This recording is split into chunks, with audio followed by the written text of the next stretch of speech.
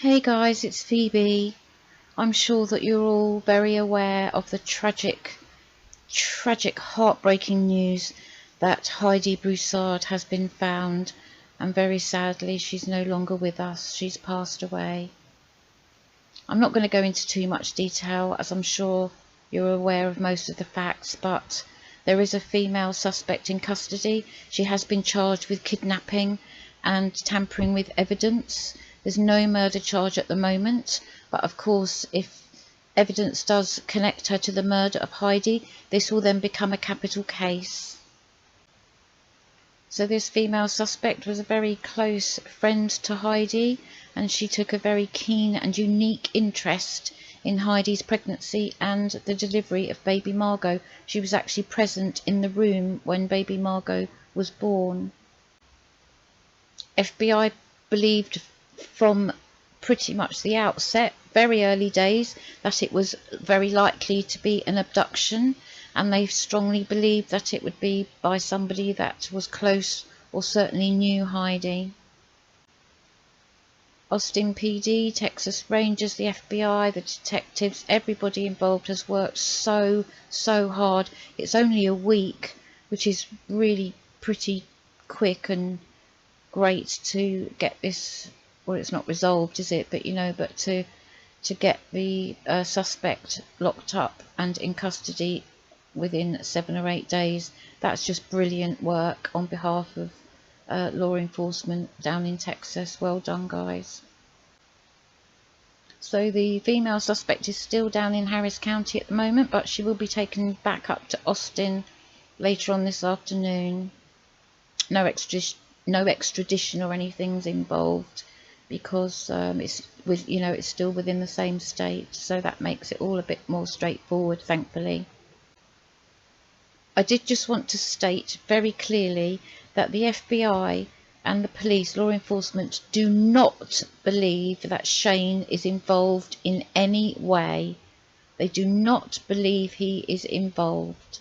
He has not been arrested. There are no charges against him. He has spent many evenings being interviewed by the police, but there have not been any charges brought against him.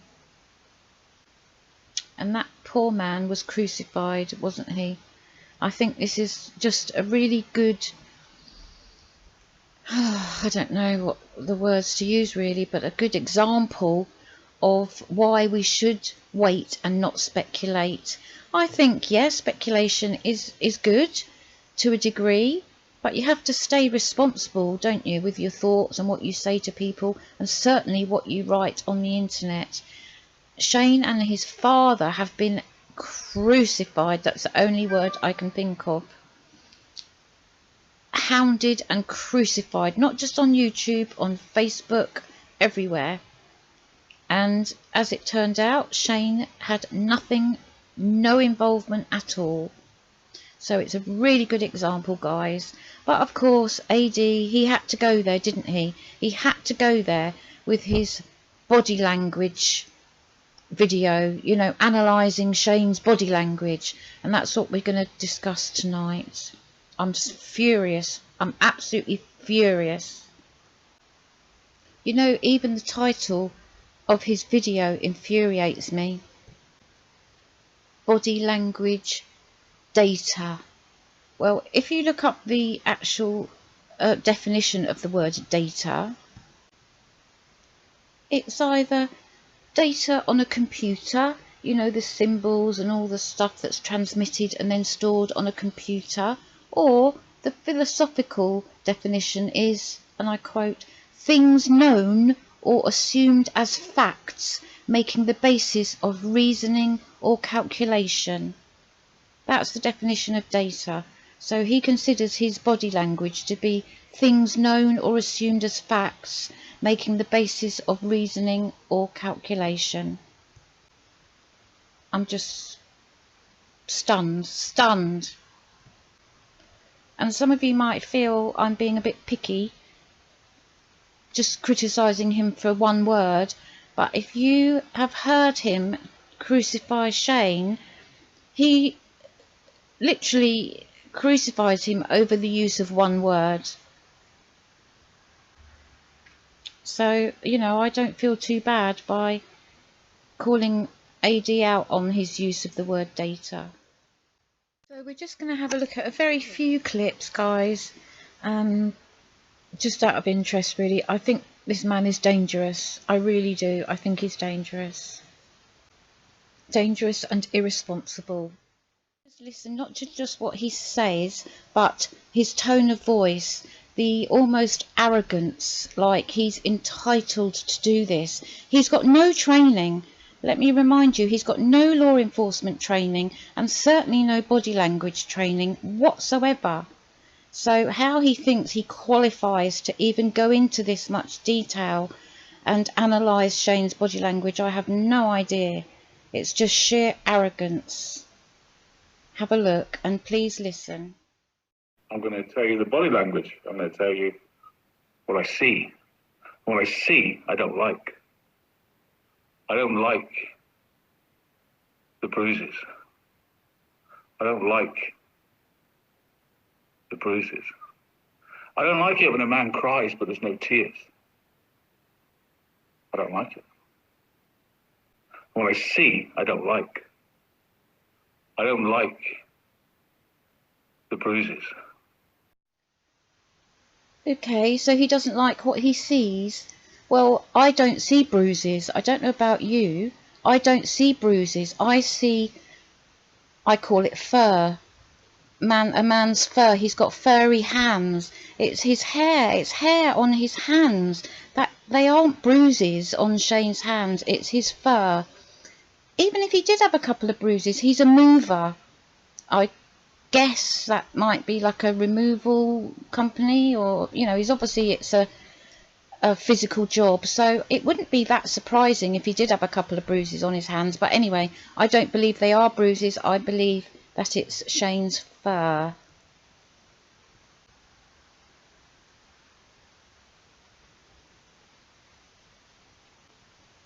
I'm just going to run these next two clips just back to back, okay? So just take a little look now. He's got a script in his head that he goes back and forward on. Ask him to do it from the night back to the morning. He would mess it up, in my opinion. Not even handle it, so I'm not going to put that in their head. So we know something. They're too young. Okay, right. Sniffing, I don't care about sniffing. The crying, where's the tears? Okay, right. Sniffing, I don't care about sniffing. Okay, AD, I'm interested to know why you don't care about the sniffing. I believe it's because it doesn't fit your narrative, because you can't see, you haven't got any empathy, and you just cannot see a man who is clearly distressed. And yes, he's crying. You might not be able to see the tears. Whether they're there or not is irrelevant. He is clearly distressed. And it's interesting why AD didn't explain why he wasn't interested in the sniffing. He didn't give us any detail. Now, you know, a proper body language expert would explain why the sniffing was irrelevant or didn't matter. But AD gives no explanation why he doesn't care about the sniffing. It's because it doesn't fit his narrative. Okay, so let's move on to the next clip. Tell you what I'm surprised with, how long it's taken to arrest him, quite honestly. Or at least question him.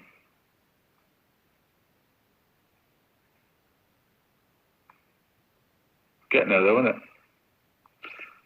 It's getting there. Okay, so I kind of feel that law enforcement can't really do right for doing wrong. He criticised Colorado law enforcement for jumping the gun and getting their man too soon and all that, and now he's saying that he can't understand why it's taken them so long to arrest him. Probably, AD, because they haven't got what's called probable cause. You know, you can't just go arresting people without having good reason, and they need probable cause to arrest Shane, and they clearly didn't have it. Otherwise they would have arrested him. Right, in this next clip, I just want you guys to think back to the CW case and something that Nate said about Christopher Watts and gorgeous, beautiful Shanann Rusek, as I call her. Nate said that he heard them arguing and screaming loudly on several occasions, and then he retracted that statement. Do you remember? He said that he'd made it up, or, you know, anyway, he retracted his statement. So just have a little think about that whilst you listen to this. My belief is this was a rage. We've got to look at the timeline. The last time anyone heard anything in that apartment was 3 p.m. An argument. She's alive at 3 p.m. in the house. Yet he said he came back at 2 p.m. and she was gone. I'm sorry, Mr. Carey, you're lying. How can she be gone if you're having an argument with her at 3 o'clock? Now, I know this. The police know this. The FBI know this. The Texas Rangers know this. So, Armchair Detective is calling Shane a liar, all based on something that the neighbours said they heard.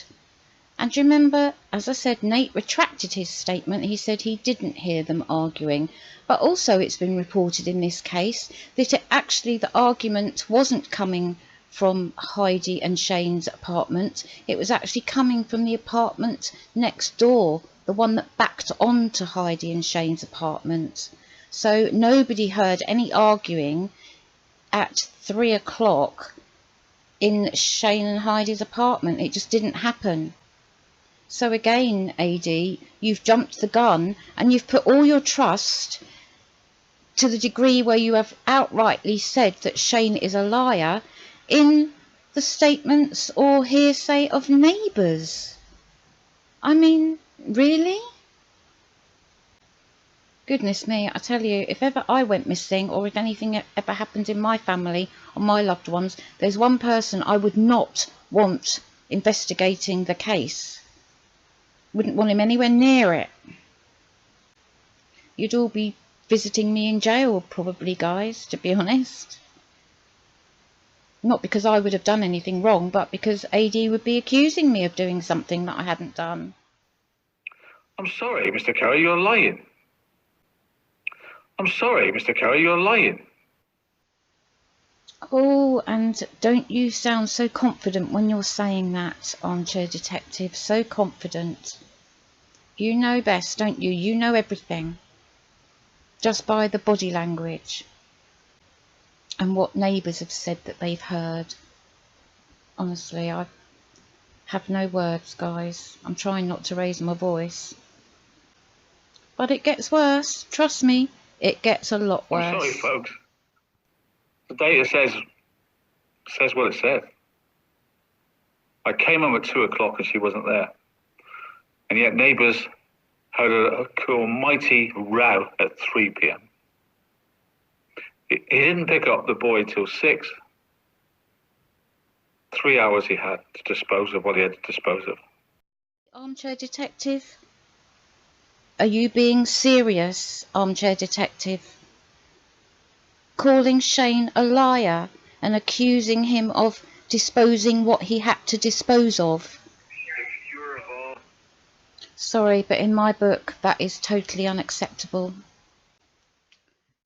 Okay, so this final clip just about says it all, really. I'm just going to leave it there and let you listen. Thank you.